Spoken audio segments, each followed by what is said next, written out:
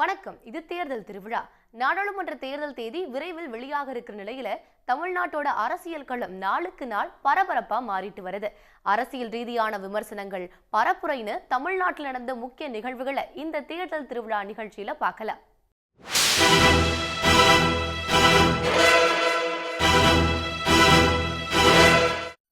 அதிமுக கூட்டணியில பேச்சுவார்த்தையே இன்னும் முடிவுக்கு வராத சூழல்ல வடசென்னையில வேட்பாளர் அறிமுக கூட்டமே நடந்து முடிஞ்சிருச்சு. அதிமுகவோட முன்னாள் அமைச்சர் ஒருத்தரே வேட்பாளரை அறிமுகப்படுத்தி பேசியதால அந்த கட்சியோட கூட்டணி பேச்சுவார்த்தை நடத்திட்டு வர மற்ற கட்சிங்க அதிர்ச்சி அடைஞ்சிருக்காங்க.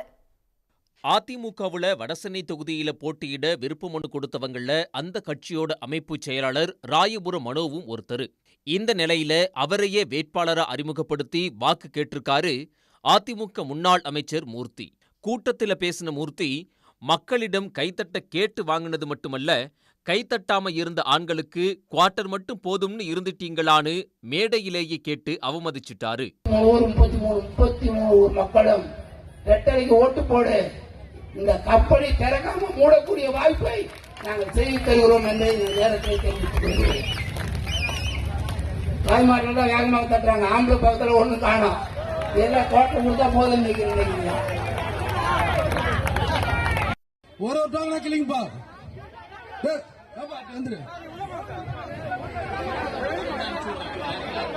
வழக்கம் போல இறுதியா ஒத்த புடவைய கொடுக்க டோக்கனை கொடு, பேர சொல்லுன்னு பெண்களை பாடா படுத்து எடுத்துட்டாங்க அதிமுக காரங்க.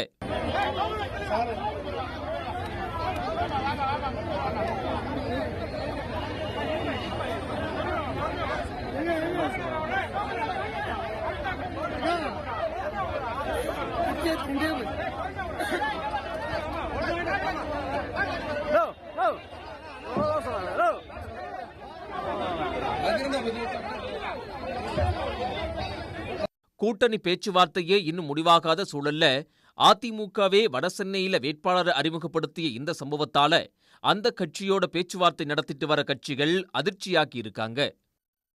நாம் தமிழர் கட்சியோட விவசாய சின்னம் பறிக்கப்பட்டதன் பின்னணியில பாஜக இருப்பதாக சீமான் குற்றம் சாட்டியிருந்தார். இதற்கு பதிலளித்திருக்கும் அண்ணாமலை, சின்னம் கேட்டு சீமான் ஏன் முன்கூட்டியே விண்ணப்பிக்கலன்னு கேள்வி எழுப்பியிருக்காரு. கட்சிக்கு சின்னம் பெறும் நடைமுறை சீமானுக்கு தெரியுமானும் அண்ணாமலை கேட்டிருக்காரு. நான் எளிய பிள்ளைகள் நாங்கள் போராடி உண்டியல் குலுக்கி பிச்சை எடுத்து சூரட்டி ஒட்டி சின்னத்தை கொண்டு மக்கள்கிட்ட சேர்க்கும்போது நீ தூக்கி இன்னொருத்தண்ட கொடுக்குறேன்.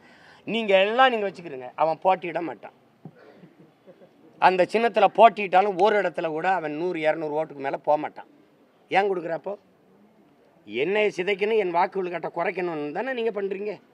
அது இங்கே இருக்கிற பாரதிய ஜனதா தலைமைக்கு ஒன்றும் சம்மந்தம் இல்லையா? இங்கே இருக்கிறவங்களுக்கு தெரியாதா? கர்நாடகாவில் இவங்க தலைவர் PL சந்தோஷுக்கு இதுக்கு எந்த தொடர்பும் இல்லையா? ஏன் இதை மகாராஷ்டிராவில் கொடுக்கல ஒருத்தருக்கு? ஏன் குஜராத்தில் கொடுக்கல? 1/2 கிலோமீட்டருக்கு கர்நாடகாவில் ஒருத்தனுக்கு கட்சி இல்லை, கடிதத்தால் கட்சிக்காரனுக்கு எது கொடுக்கணும்? எது கொடுக்கணும்? சின்னத்தை விடு, நியாயத்தை பேசு. ஏன் கொடுத்த நீ? இன்னும் தேர்தல் தேதி அறிவிக்கல, அதுக்கு எதுக்கு அவனுக்கு எதுக்கு சின்னம்? எதுக்கு சின்னம்? எது கொடுத்தீங்க? இவ்வளவு கேள்வி இருக்கு பாருங்க. வரி கட்டணுங்கிறீங்க, டாக்ஸ் காட்டியிருக்கணும். நாங்கள் 3 முறை எல்லா தேர்தலுக்கும் நாங்கள் காட்டியிருக்கோம், கணக்கு காட்டியிருக்கோம், எல்லாம் போட்டிருக்கோம். அவர் பொதுக்குழு கூட்டியிருக்காரா, அவர் காட்டியிருக்காரா, நிர்வாகி காட்டியிருக்காரா, இல்லை வரி கட்டியிருக்காரா? ஒன்றும் இல்லாதவருக்கு எதுக்கு இந்த சின்னத்தை எடுத்து கொடுக்கணும்? எப்படி? இது அநீதி. இதை விட்டுட்டு இங்கே இருக்கிற நீங்கள் எல்லாம் சேர்ந்துக்கிட்டு சின்னத்தை கூட காப்பாற்ற முடியல ஒரு எப்படி நாட்டு. முதல் பாரதிய ஜனதாவுடைய தாமரை சின்னத்தை ஒழிக்கணும். நீங்கள் பாருங்கள், இது தேர்தல் முடிஞ்சோன்னா வழக்கு போடுவேன். எனக்கு நீ பதில் சொல்லணும்.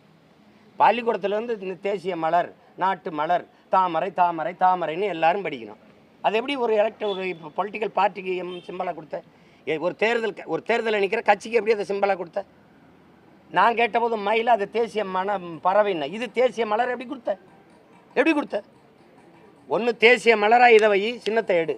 இல்லை சின்னமாக அவருக்கு கொடு, தேசிய மலராக வேற வை. ரோஜா, மல்லிகை, கனகாம்பரம், ஏதோ ஒன்று வை, காலிஃப்ளவரை கூட வை. அண்ணாமலைக்கும் நாம் தமிழர் அவர்களுக்கு இதற்கு முன்பு ஒதுக்கப்பட்ட சின்னம் கிடைக்காததற்கும் என்ன சம்பந்தம்? இவர் அப்ளை பண்ணியிருந்தால் அவருக்கு கிடைச்சிருக்கும். First come first serve. Okay. ரெண்டாவது, டெல்லி ஹைகோர்ட்டுக்கு போகிறார். டெல்லி ஹைகோர்ட்டுக்கு நாம் தமிழர் கட்சி போகும் பொழுது அங்கே இருக்கக்கூடிய நீதிபதி சொல்கிறாங்க, தேர்தல் கமிஷன் பண்ணியிருக்கக்கூடியது சரிதான், ப்ரொசீஜர் படி பார்த்தா நீங்கள் அப்ளை பண்ணலை, கேட்டால் நீங்கள் மறந்துட்டேன்னு சொல்கிறீங்க, இன்னொரு கட்சி அப்ளை பண்ணியிருக்கு, அவங்க இந்த சின்னத்தை கேட்டிருக்காங்க. ஃபர்ஸ்ட் கம் ஃபர்ஸ்ட் சர்வ்ல அவங்களுக்கு சின்னம் ஒதுக்கப்பட்டிருக்கிறது. அது மட்டும் இல்லை, அதை தாண்டி இன்னொன்று சொல்லியிருக்காங்க.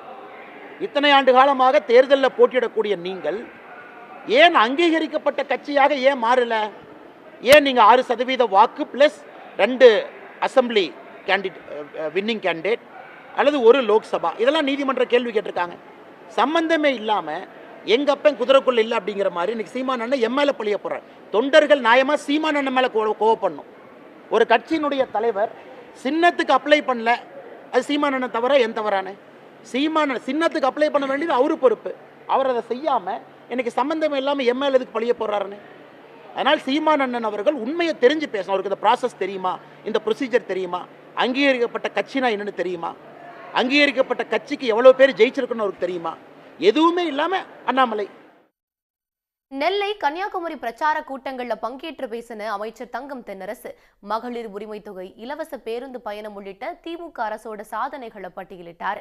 அது மட்டுமில்ல, ஒன்றிய அரசோட திட்டங்களுக்கு திமுக அரசு ஸ்டிக்கர் ஒட்டுவதாக கூறியிருந்த அண்ணாமலைக்கு கண்டனம் தெரிவித்த அவர், பிரதமர் வீடு கட்டும் திட்டத்துல 70% நிதியை மாநில அரசு கொடுக்கும் நிலையில அதனை ஒன்றிய அரசு திட்டம் என பாஜக ஸ்டிக்கர் ஒட்டிக் கொள்வதாக பதிலடி கொடுத்தார். வீட்டில இருந்து காலையில எந்திரிச்சு சும்மாவா இருக்கீங்க பெண்கள்? காலையில் எந்திரிச்சு விடிய கால சூரியன் உதிக்குதோ உதிக்கலையோ நீங்க எந்திரிச்சு வேலை பார்த்து உங்களுடைய வேலையினுடைய காரணமாக அந்த வீட்டினுடைய முதுகெலும்பாக இருந்து அந்த வீட்டை காப்பாற்றக்கூடியவர்கள் வீட்டிலே இருக்கக்கூடிய பெண்கள். சரி, இவ்வளவு வேலை நீங்க பார்க்கறீங்களே, இந்த வேலையை வேலைன்னு இதுவரை யாராவது உங்களுக்கு இது அங்கீகாரம் கொடுத்துருக்காங்கன்னா இல்லை. நீங்க குறைஞ்சபட்சம் ஒரு தீப்பெட்டி ஓட்ட போனா தான், ஒரு குறைஞ்சபட்சம் ஒரு பட்டாசு கம்பெனியில் வேலை பார்த்தா தான், அல்லது இங்கே ஒரு பீடி சுத்திர தொழில் இருக்குன்னு வச்சுக்கோங்க, அந்த பீடி சுத்திர தொழிலில் பெண்கள் போனால் தான் நீங்கள் வேலை செய்கிறீங்கன்னு உங்களை சொல்லுவாங்க. வீட்டில் நீங்கள் ஒரு நாள் இருந்தீங்கன்னா வீட்டில் என்ன செய்றீங்கம்மான்னு கேட்டால் வீட்டில் சும்மா இருக்க முடியும். நீங்கள் யாராவது ஒரு பொம்பளை ஆளு என்னைக்காவது வீட்டில் சும்மா இருந்திருக்கீங்களா? ஒரு பொம்பளை ஆள் சொல்லுவாங்க வீட்டில் சும்மா இருந்தது ஒரு பொம்பளை ஆள் இருக்க முடியாது. நீங்கள் தான் அந்த வீட்டை கவனிக்கிறீங்க. ஆக நீங்கள் வேலை செய்கிறீர்கள். அந்த வேலைக்கான அங்கீகாரம் இதுவரை நாட்டில் எந்த அரசாங்கமும் கொடுக்கவில்லை. நம்முடைய முத்தமிழர்களுடைய பிள்ளை மு.க. ஸ்டாலின் ஒரு ஆள் தான் உங்களுக்கு. அவர் முதலமைச்சர் ஆயிட்டான். இந்த தமிழ்நாட்டில் இருக்கக்கூடிய இத்தனை கோடி பேர் வேலை பார்க்கிறாங்களே பெண்கள், இவங்களுக்கான உரிமை தொகையை வழங்க வேண்டும் என்று சொன்னோம். இன்றைக்கு அந்த உரிமை தொகையை வழங்கி இருக்கிறோம். எனவேதான் இந்த நல்லாட்சிக்கு நீங்கள் தொடர்ந்து ஆதரவு தர வேண்டும். இப்ப காலையில் உணவு திட்டம் சொன்னோமா? காமராஜர் இருக்கும்போது பிள்ளைகளுக்கெல்லாம் காலையில் சாப்பாடு போட்டார். எம்ஜிஆர் இருக்கும்போது சத்துணவு ஒன்று ஆக்கினார். கலைஞர் இருக்கும்போது சத்துணவுல முட்டை போட்டார். அந்த திட்டத்தை மத்தியானம் அனுப்புறமே, காலை வேளைக்கு இந்த பிள்ளைகள் என்ன செய்யும்? ஒரு தாய் தான் யோசிக்க முடியும். இந்த மாதிரி யோசிக்கக்கூடிய ஒரு தாய். எனவேதான் தாய் மாணவனாக இருக்கக்கூடிய நம்முடைய தலைவர் அவர்கள் இந்த காலை உணவு திட்டத்தை இப்ப பிள்ளைய காலையில போனாலும் இப்ப கவர்மெண்ட் பள்ளிக்கூடத்தில் போயிருந்த பிள்ளைகளுக்கு இந்த பட்ஜெட்ல இருந்து அந்த பிள்ளைங்க மற்ற பள்ளிக்கூடத்தில் நிதி உதவி பெறக்கூடிய பள்ளிக்கூடங்களில் படிக்கக்கூடிய அந்த பிள்ளைகளுக்கும் வழங்க வேண்டும் என்று கொடுத்திருக்கக்கூடிய உண்மையான தாய். இன்றைக்கு பேசுகிறார் அண்ணாமலை. என்ன சொல்லுகிறார்? ஒன்றிய அரசாங்கத்தினுடைய திட்டங்களில் எல்லாம் திராவிட முன்னேற்ற கழக அரசாங்கம் ஸ்டிக்கர் ஓட்டுகிறது என்று சொல்லுகிறார். யார் ஸ்டிக்கர் ஓட்டுகிறார்கள்? நான் ஒரே ஒரு உதாரணம் சொல்றேன். நான் நிறைய உதாரணம் சொல்ல முடியும். இந்த வீடு கட்டும் திட்டத்துக்கு பேர் பிரதம மந்திரியின் வீடு கட்ட கூட்டம் திட்டம் வச்சுக்கோங்க, நான் பரவாயில்ல. ஆனால் இந்த வீடு கட்டுறதுக்கான பணம் எவ்வளவு வருது தெரியுமா? இந்த பணத்தில் ஒரு 30% கூட ஒன்றிய அரசு கொடுக்கவில்லை. ஆனால் 70%, 70ற்கு மேற்பட்டிருக்கக்கூடிய சதவீதம் இதற்கு மாநில அரசு, தமிழ்நாடு அரசு அதுக்கு பணம் கொடுக்குது. வீடு கட்டுறீங்க, கட்டுற வீட்டுக்கு பணம் கொடுக்கறது யாரு? தமிழ்நாடு அரசு கொடுக்குது. ஆனால் பேர் யாரு? Prime minister's Awas Yojana. யார் யார் ஸ்டிக்கர் ஓட்டுறீங்க? யார் அப்பா வீட்டு பணத்துக்கு யாரை நீங்கள் இன்னைக்கு ஸ்டிக்கர் ஓட்டுறீங்க? நான் கேட்குறேன். நீங்கள் எங்கள் திட்டங்களுக்கு நாங்கள் கொடுக்கக்கூடிய பணத்திற்கு நீங்கள் ஒட்டுகிறீர்கள். அரசு கஜானாவே காலியா இருக்கு, இலவசங்கள்ல எதுக்கு கொடுக்கறீங்கன்னு கோவப்பட்டிருக்காரு சமத்துவ மக்கள் கட்சி தலைவர் சரத்குமார்.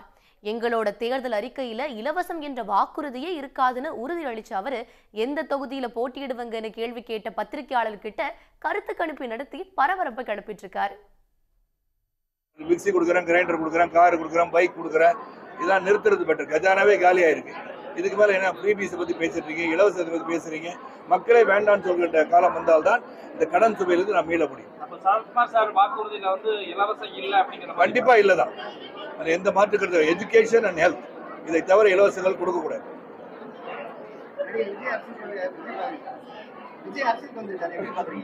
எப்படி பாருங்க, அரசியல் வந்திருக்கிறத பாக்குறேன்.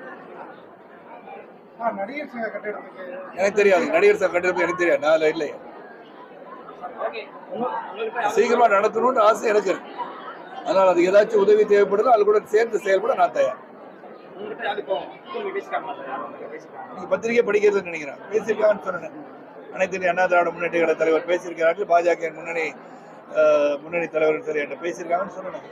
நீங்க போட்டியிடறதுக்கு வாய்ப்பு இருக்கா சார்? போட்டியிடறதுக்கு வாய்ப்பு இருக்கிறது இல்லாததெல்லாம் சொல்கிறேன்னு சொன்ன பிறகு சொல்லும் போது தான் சொல்றேன்.